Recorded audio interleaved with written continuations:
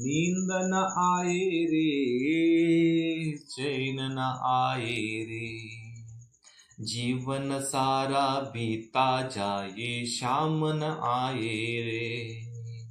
नींद न आए रे, चैन न आए रे, जीवन सारा बीता जाए शाम न आए रे। पल पल जाए सिन सिन जाए, जाए कैसे करूँ मैं हाय। पल पल जाए सिन सिन जाए, कैसे करूँ मैं हाय। जीवन सारा बीता जाए शाम न आए रे। जीवन सारा बीता जाए शाम न आए रे। तेरे बिन ना बीते जीवन आजा शाम प्यारे। तेरे बिन ना बीते जीवन आजा शाम प्यारे। भीगे पल के सारे ही दीन रैन गुजारे। कटे नहीं दिन तेरे बिन सारी रात जगाए। कटे नहीं दिन तेरे बिन सारी रात जगाए। जीवन सारा बीता जाए शाम न आए रे। जीवन सारा बीता जाए शाम न आए रे। शाम सलोनी सावली सूरत ने क्या जादू किया। शाम सलोनी सावली सूरत ने क्या जादू किया। तुमसे मिलने ओ मनमोहन तड़प तड़प कर जिया।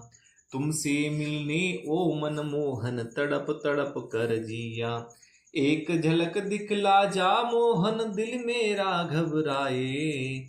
एक झलक दिखला जा मोहन दिल मेरा घबराए। जीवन सारा बीता जाए शाम न आए रे। जीवन सारा बीता जाए शाम न आए रे। दर्द लागल दर्द का मारा कैसा धीर लगाऊं। दर्द लागल दर्द का मारा कैसे धीर लगाऊं। सारी अंधियारी दुश्मन की कैसे दर्शन को पाऊं। टूटे दिल का जाके उनको दिल हाल सुनाए। टूटे दिल का जाके उनको दिल हाल सुनाए। जीवन सारा बीता जाए शाम न आए रे। जीवन सारा बीता जाए शाम न आए रे। नींद न आए रे, चैन न आए रे।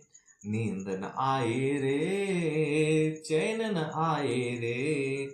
जीवन सारा बीता जाए शाम न आए रे। जीवन सारा बीता जाए शाम न आए रे। सियावर रामचंद्र की जय। पवन सूत हनुमान की जय। उमापति महादेव की जय। जय जय श्री राधे श्याम। हरे राम राम राम हरे हरे। हरे कृष्णा कृष्णा कृष्णा हरे हरे। हरे राम राम राम हरे हरे। हरे कृष्णा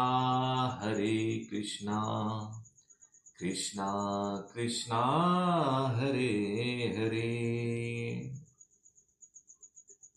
पिछले भाग में हमने महाराज पृथु को सनकादि का उपदेश यह कथा सुनी। इस भाग में हम राजा पृथु की तपस्या और परलोक का गमन यह कथा अपने हरि उद्योग इस चैनल के माध्यम से सुन रहे हैं। तो आइए कथा में प्रवेश करते हैं। श्री गणेशाय नमः। श्री सरस्वती नमः। श्री सांब सदाशिवाय नमः। आदि नमन वागेश्वरी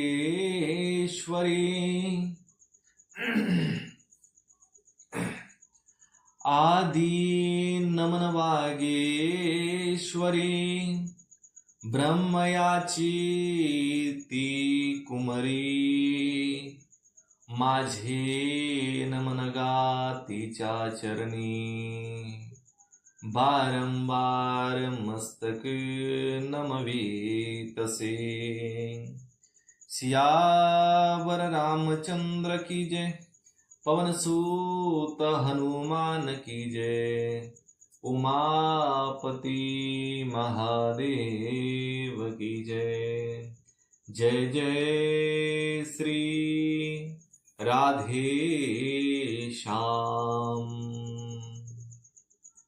श्री मैत्रेय जी कहते हैं, इस प्रकार महामनस्वी प्रजापति पृथु ने ग्रामादि सर्ग की व्यवस्था करके स्थावर जंगम सभी की आजीविका का सुविधा कर दिया तथा साधु जनोचित धर्मों का भी खूब पालन किया।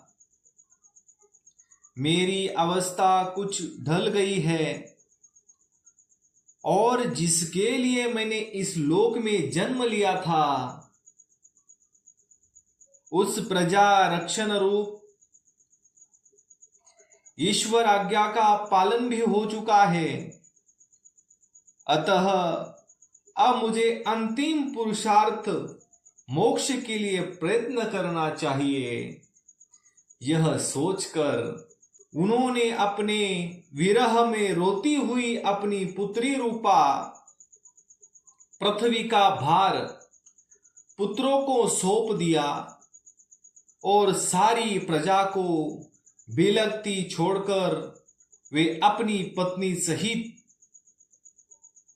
अकेले ही तपोवन को चल दिए। वहां भी वानप्रस्थ आश्रम के नियमानुसार उस प्रकार कठोर तपस्या में लग गए जैसे पहले गृहस्थ आश्रम में अखंड व्रत पूर्वक पृथ्वी को विजय करने में लगे थे।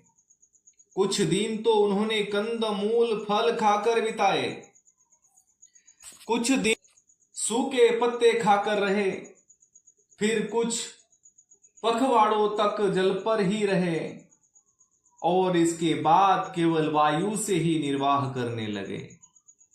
वीरवर पृथु मुनिवृत्ति से रहते थे। गर्मियों में उन्होंने पंचाग्नियों का सेवन किया। वर्षा ऋतु में खुले मैदान में रहकर अपने शरीर पर जल की धाराएं सही और उजाड़े में गले तक जल में खड़े रहे। वे प्रतिदिन मिट्टी की वेदी पर ही शयन करते थे। उन्होंने शीतोष्ण आदि सब प्रकार के द्वंद्वों को सहा तथा वाणी और मन का संयम करके ब्रह्मचर्य का पालन करते हुए प्राणों को अपने अधीन किया। इस प्रकार श्री कृष्ण की आराधना करने के लिए उन्होंने उत्तम तप किया।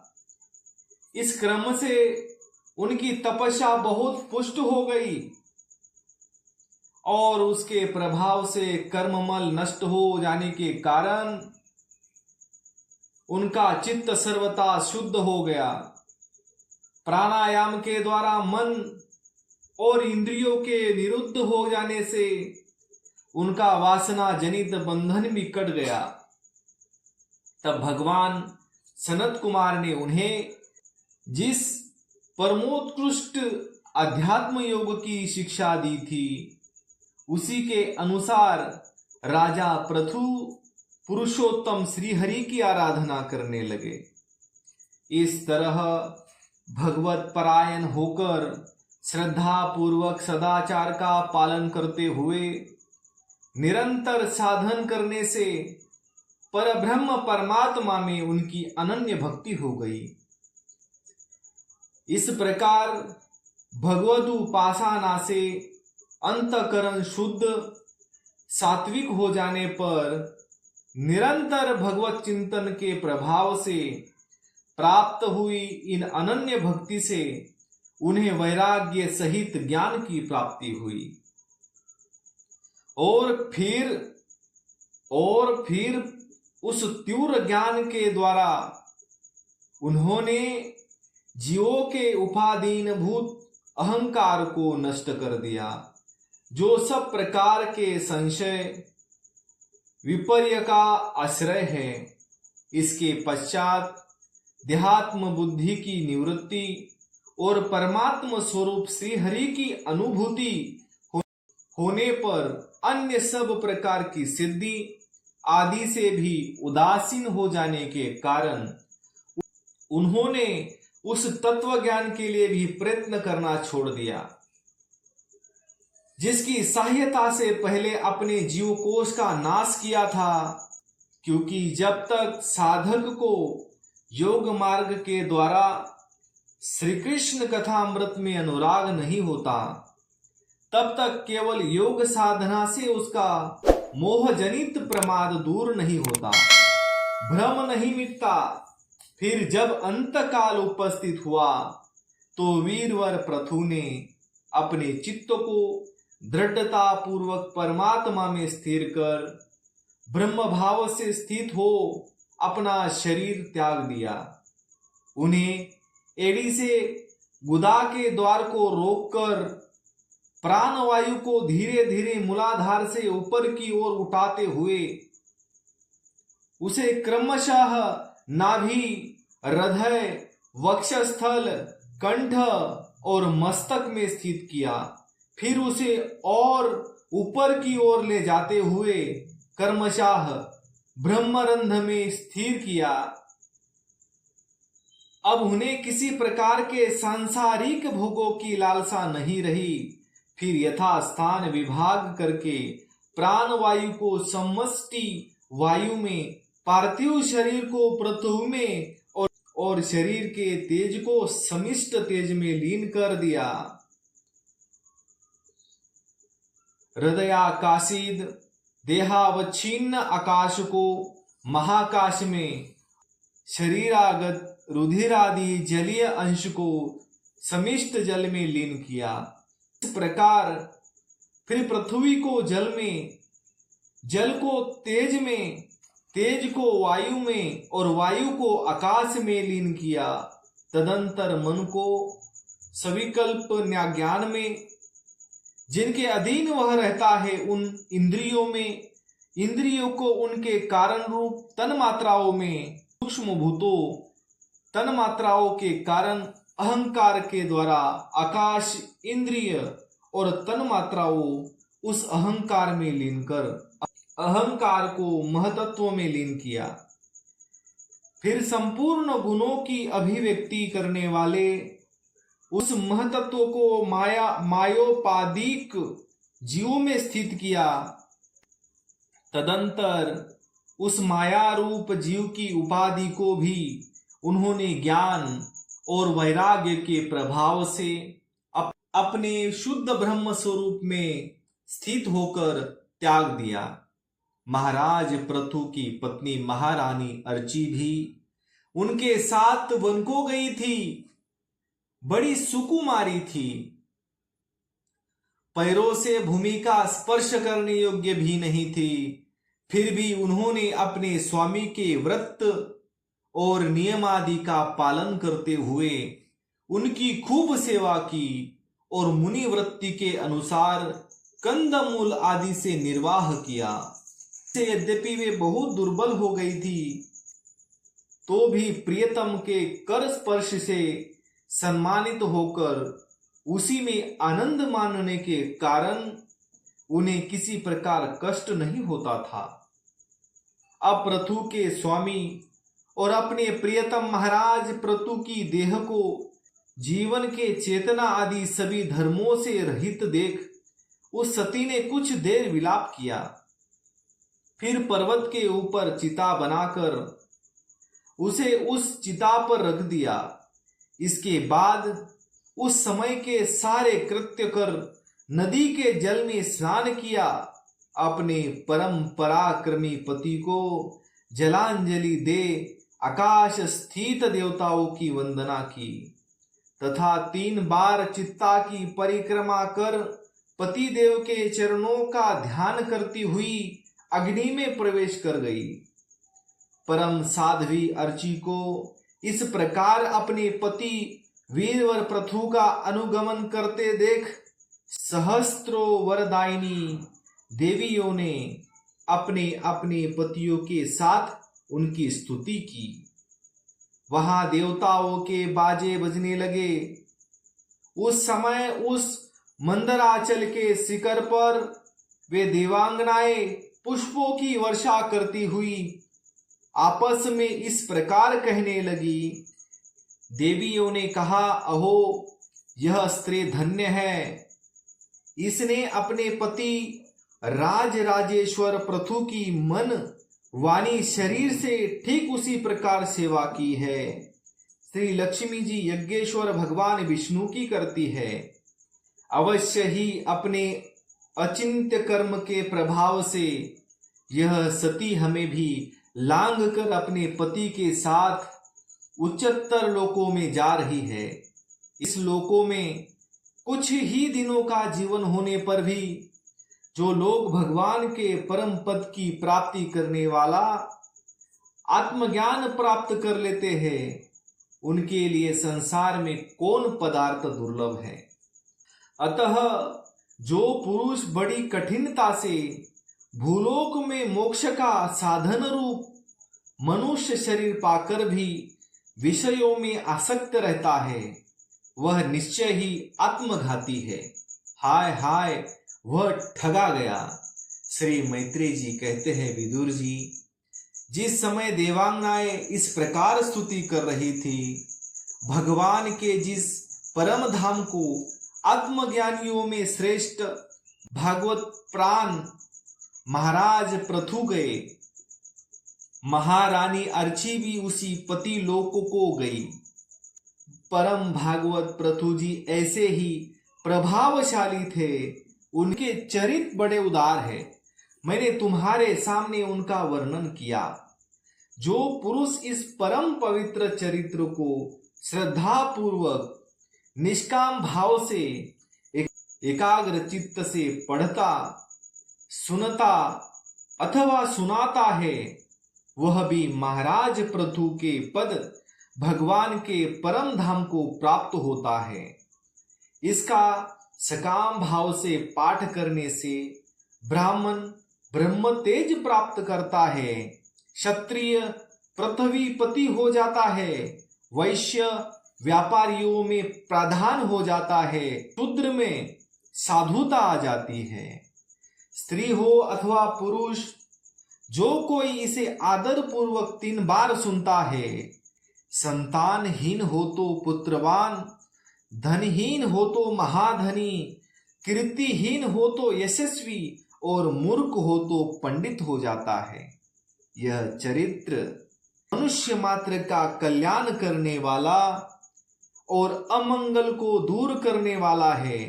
यह धन, यश और आयु की वृद्धि करने वाला, स्वर्ग की प्राप्ति कराने वाला और कलियुग के दोषों का नाश करने वाला है। यह धर्मादि चतुर्वर्ग की प्राप्ति में भी बड़ा सहायक है। इसीलिए जो लोग धर्म, अर्थ, काम और मोक्ष को भली भांति सिद्ध करना चाहते हो, उन्हें इसका श्रद्धा पूर्वक श्रवण करना चाहिए। जो राजा विजय के लिए प्रस्थान करते समय इसे सुनकर जाता है, उसके आगे आकर राजा लोग उसी प्रकार भेंटें रखते हैं जैसे पृथु के सामने रखते थे। मनुष्य को चाहिए कि अन्य सब प्रकार की आसक्ति छोड़कर भगवान में विशुद्ध निष्काम भक्ति भाव रखते हुए महाराज पृथु के इस निर्मल चरित्र को सुने, सुनावे और पढ़े।